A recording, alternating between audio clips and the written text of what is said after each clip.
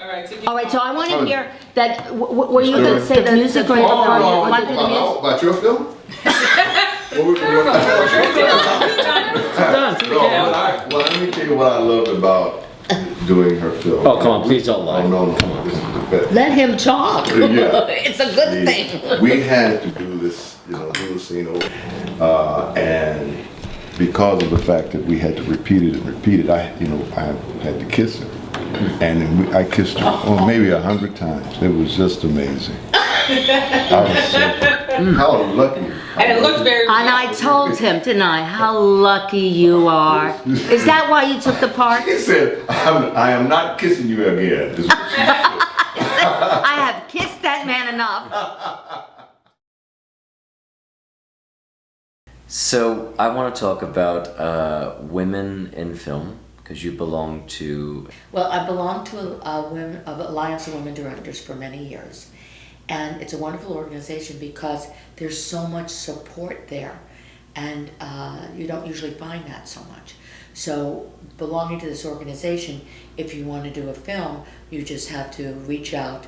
They have such wonderful DPs and wonderful everything you need is right there, top notch.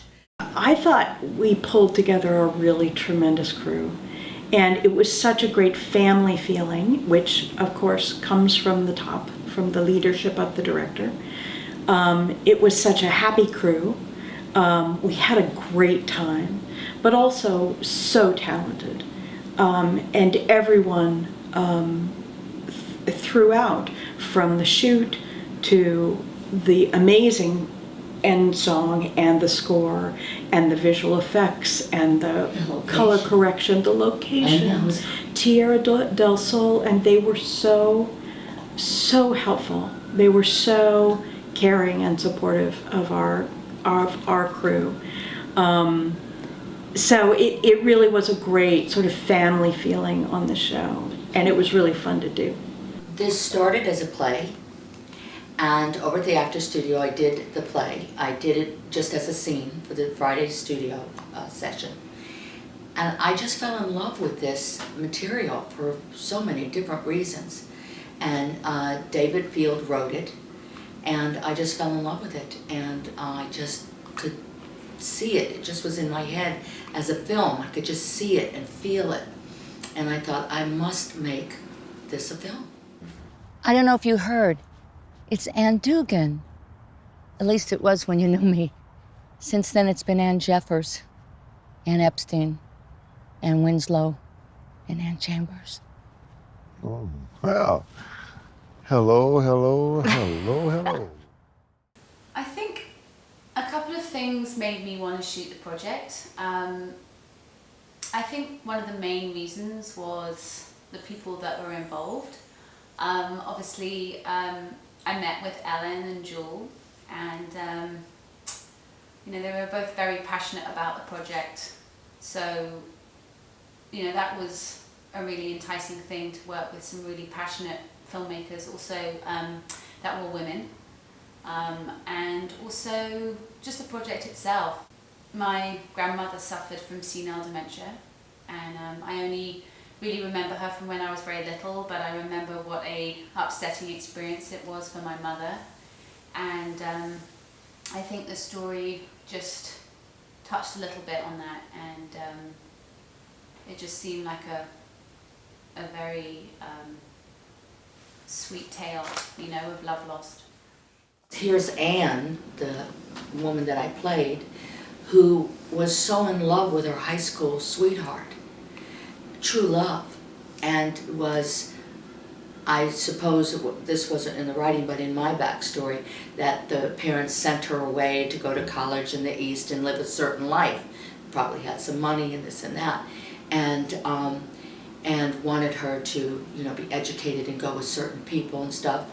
And she was married several times. She gives a list of last names, and she really truly still loves Michael. And even though she's much older now, she does have the guts to come back and try to rekindle the romance that was her true love.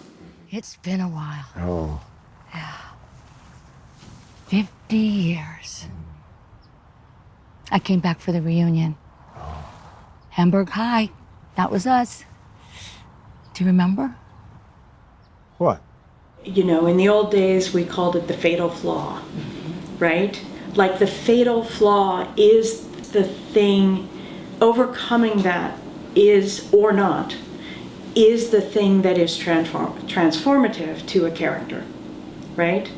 And so that imperfection is the heart of what makes people interesting. You know, anytime you do something when you're really dealing with relationships, you know, with real, you know, see, that's the thing about it, is that when you really are able to sit and really talk to somebody and listen to them and feel what's going on with them, that's, to me, is what it's all about anyway. The truth of the matter is that I found a lot I find things about, when I play a character like that, I find out so much about myself. And that's what I found. I found something that was meaningful to me because of playing this role. Did you find Charlie was lovely? Charlie Robinson, the actor who plays across from you, was the right person for the role in the sense of intimacy and everything else?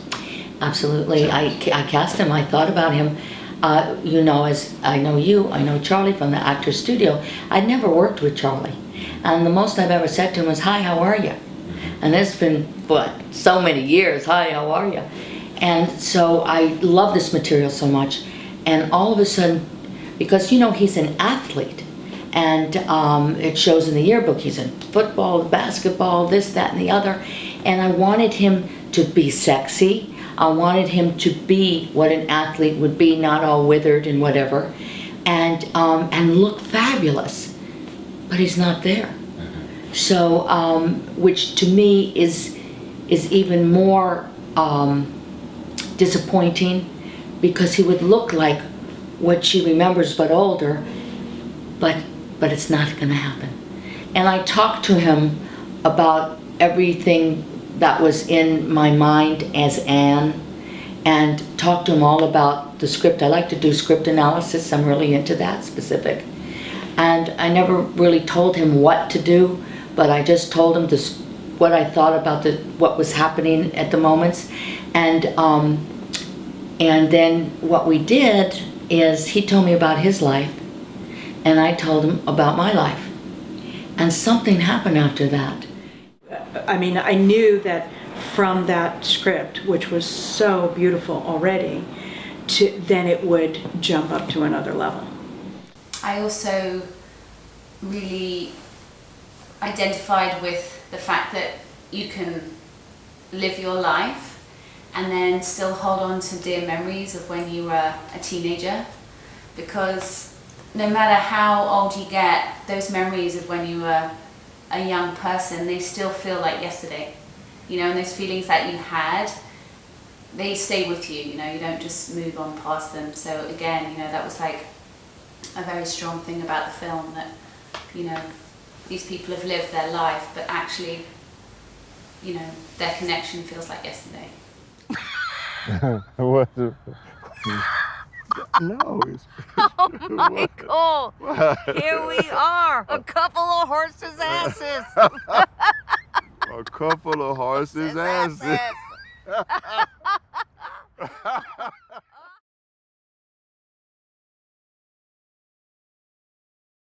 I also think that it addresses post-traumatic stress, which was called shell shock back in the day. And I think that's such an important matter to deal with and to have out in the open. Years ago it wasn't, and now it is, and it has to be, and there needs to be more help. And so I was so happy that it dealt with that. When you have been painfully hurt in your life, you know, you find something else, you know, and you try to block that out. And that's what I think has happened to him. But, you know, for instance, for being in the Army, what happened to him while he was in the Army, you know, and also because of the fact that he did, years back, lose his, you know, someone he loved very much. And, all, you know, and then there are other things that happened in the family, in his family, all these things now that he has had to block out. The thing that really spoke to me was I actually had a grandmother who had Alzheimer's, though back in the day we called it senile, and she had gone blind as well. So she became more and more disconnected from the world, and she would play with children who weren't there. She would talk to people who weren't there. She was blind, she didn't see, so it was all in her head. And she was going back to other times. One of the things that always brought her back was music. If you started to sing with her, she would start to sing along. So that kind of someone is there and not there, and they're back and then they're gone. In and out, back and forth, and there's nothing you can do about it, and it just gets progressively worse. It just is the way it is, and you just have to learn to live with it and make the best of it that you can. The reason that the film works is there's just so much emotion in it, and there's a journey involved, and I think there's realization from both parties within the film about seeing each other again and where they are and who they are and what's possible, that it's only really a brief moment that they can share again before they then have to leave each other for the last time. The dance just, I made me cry every time. It works for me every time. It's just so painful and sweet and yearning and hopeful, and then dashed dreams. It really is tremendous.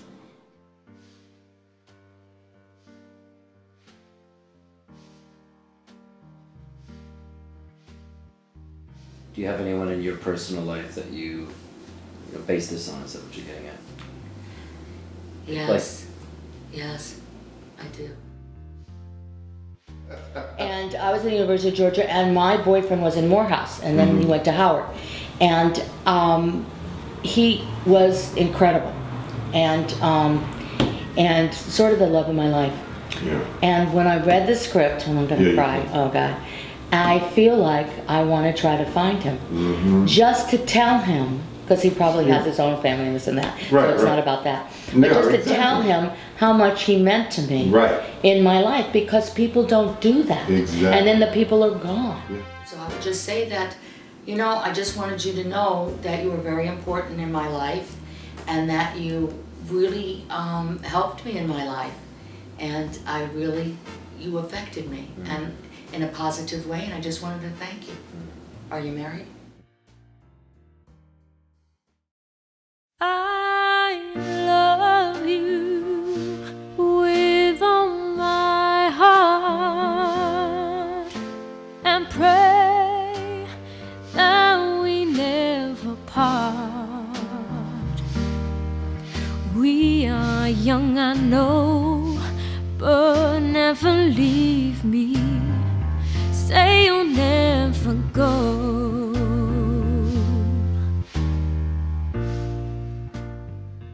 The song is for the film, and that's because old school, when you went with somebody in high school, the girl would wear the fellow's ring around her neck, and that meant she's going steady with him. Talking old school. And you always had a song, that was your song. So I was walking with my dogs, Annie, and I was thinking, my God, Mike and Ann, the characters, have to have a song that they had. That was their song, that, anytime they heard it, it just went right to their heart, and it meant, their love together. It's almost like another character in the film. So all of a sudden, because I write poetry, and so it just came to me. So the actual music came to me, but the challenge was getting the dog and myself home before I forgot. So, which of course the music did forget. But I did have the lyrics, so as soon as we charged into the house, and I wrote down the lyrics, and that's the first time I've ever written a song, but I I really loved doing it. So Holly Kavanaugh sang the song. she sent it to me. I sang it on her iPhone, and I told you loads of people sent me auditions. She killed it, and I thought, that's it. That's what I hear. That's it. So I was so excited that she loved it, and I was so excited she agreed to sing it, and I'm so thrilled with the outcome. I'm just so thrilled. I loved the song because the lyrics were really beautiful, and I think too, when it was written so easily and so fast, and I think those are like the most beautiful songs because it's just written and it's really, I don't know, the lyrics really touched me because it kind of reminded me of my grandparents too. Like when I listened to it, it kind of like took me back, so I would have loved to have sang it, and every time I sang it, they just came into my mind, so I really enjoyed singing. I was always into blues and Motown. When I was in school, a lot of people were into Beatles and the Rolling Stones, but I was really into Etta James and James Brown and Marvin Gaye and the Four Tops and the Temptations and Tina Turner and, Aretha Franklin, and that's what got me through. I grew up playing jazz and blues as a kid, so I knew some of that era. I was, too young for it, but I grew up with enough guys that grew up in that era, so I understood that feeling of, hey, lay back, cat, a little bit. Don't play too hard on that. Don't step on the vocals there. So I knew that kind of mentality. For me, when I'm working on songs, the lyrics, I feel like I'm not even composing the music. I feel like all I'm doing is listening to the music that is coming from the lyrics. That relationship has been something that's been a part of me, I think, since I've been in the womb.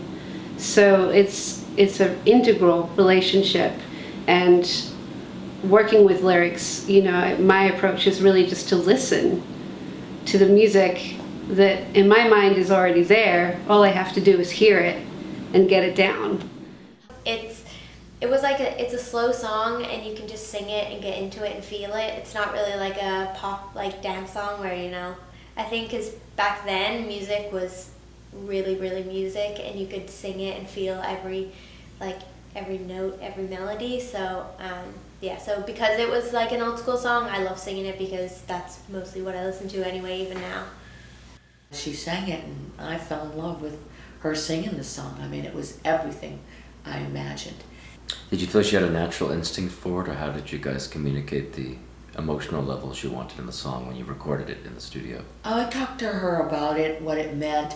I think that she understood, because she certainly understands the acting. She's doing great. So, and I think when I showed her the film, I just could see it in her, that she just cemented with the song and what it meant. And she just did it. We listened to a lot of Otis Redding, we listened to Etta James, we listened to the instrumentation, and we went back and forth, laughed a lot, and Catherine was really on board too. I really had a nice connection with her immediately, so we were all speaking the same language.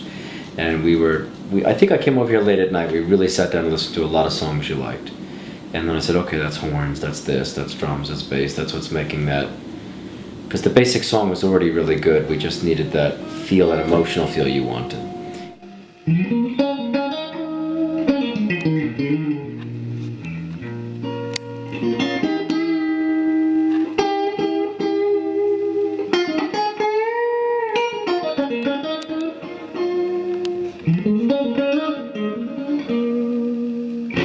You have all these different point of views. I mean, Ralph and I don't know if we've hung out in previous lifetimes, but we definitely had like this connection, and we like totally got each other.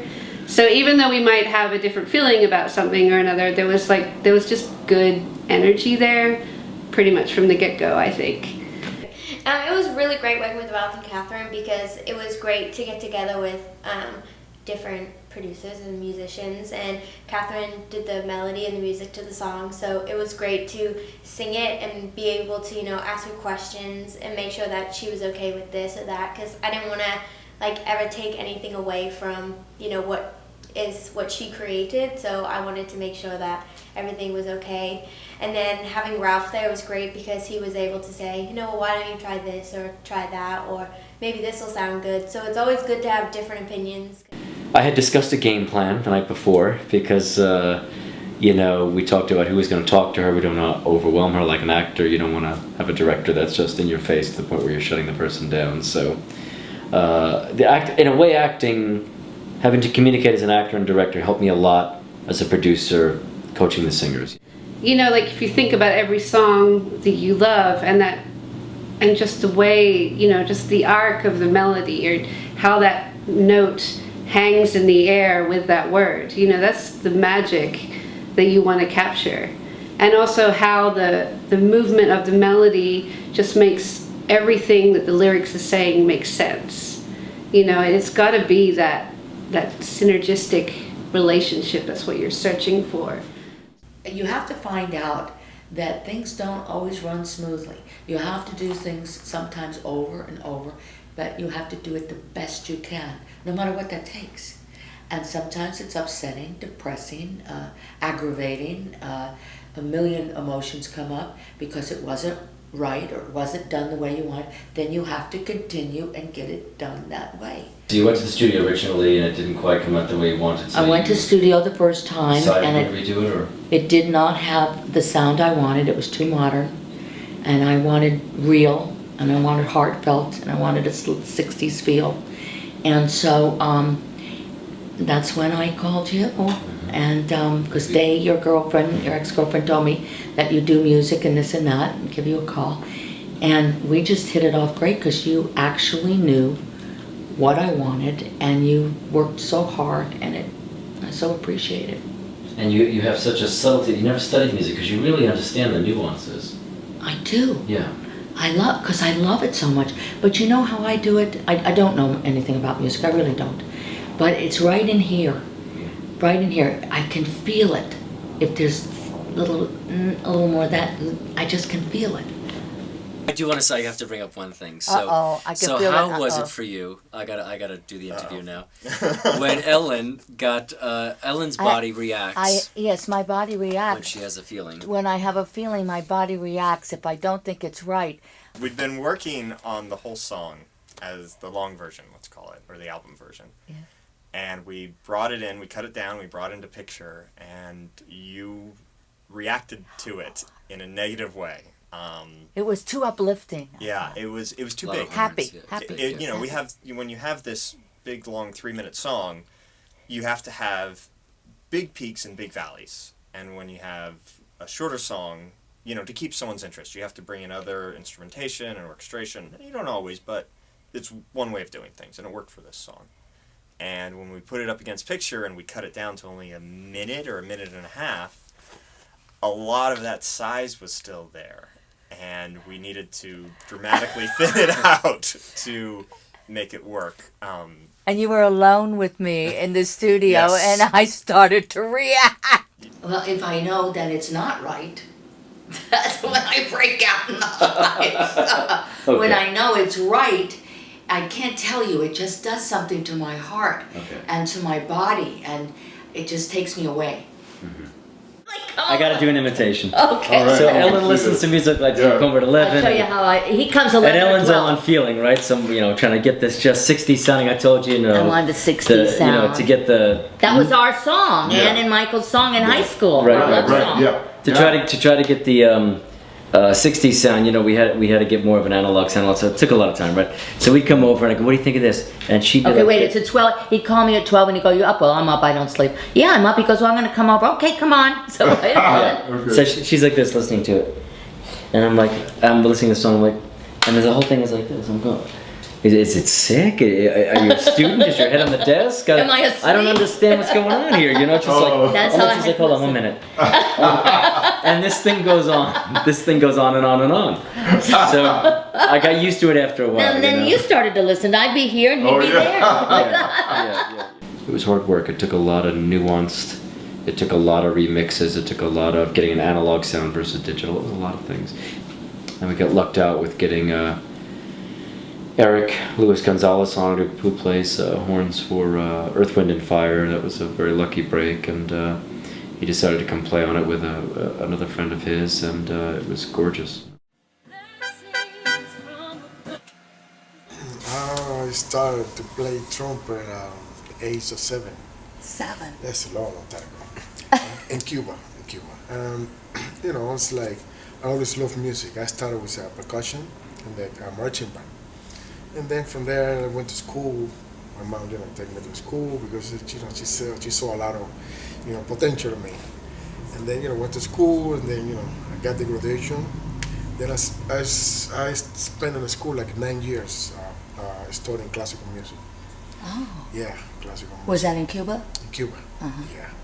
And that's it. And then playing around, do recording, playing with different kind of music, jazz. I started music roughly around 11 years old, and in elementary school, I started with a little recorder. That was my audition, and then from there, I didn't learn how to read music. Everything I learned was by ear. Mm-hmm. My father was a mariachi trumpet player, and so I kind of got the music bug early on in life. Can you tell us about the paper? Tell her about the paper. Oh, how you put the paper over the horns that time? Oh. Remember you did that paper trick? For the sound. It's the trumpet have like you can play around with the sound with the bell. You can put it in water. You can have like weird sounds. A lot of people use it for recording because it's like something like And then you put the paper to get the kind of like a mute, like intimate sound. It's like a softer tone. The arrangement come out like easy because it's a beautiful song. And for me, when I heard the voice, I was like. I was kind of like taken away to a different, world. So it touched really beautiful. you. Oh yeah, it's beautiful. In today's process of making music, sometimes that aspect of relationship is lost. And what we really had to do in producing the song is make sure that it was really felt. The relationship between the musicians and the singer and the back in the day where they would just spend ages in the studio and have the time to make it happen, and we don't have these luxuries and these budgets anymore, or it's just it's a different time, but we were trying to recreate that. So it was a really cool experience. I really feel like it was music making, and it's something that I wish was pursued more in this day and age. I heard an amazing quote, which I can't quite, I'll never get it right, but the gist of it from Hugh Laurie, the actor, which was, don't wait to be ready because you'll never be ready. I feel like Anne's a hero because it's the 50th year anniversary for high school, and she goes back and she tries to do what she wants to do finally in her life. That's a hero. If there's something you would want people to take away from the film after they saw it, what would that be? I think from Anne's point of view, from going into Anne's body and head and mind, that you have to go for it. You go around once and you don't know what's going to happen. That's the surprise of life. And sometimes that's great, sometimes it's not. But that's what keeps you going, because you don't know. And that she at a later stage in her life has the guts to do this. She went to the high school reunion just to see him, and she did it. I feel she's a hero. Never mind how it resulted, that she's a hero. Hold me tight, oh hold me strong. Come away with me, my love. We have blessings, blessings from above.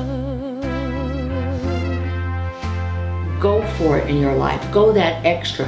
Go what your fantasy is, or what you go for it and see what happens. You never know in life. And I think she still loves him. She still loves him. She still loves him. And I think he still loves her. You are an angel sent to me. God bless you, Michael. I think about you every day.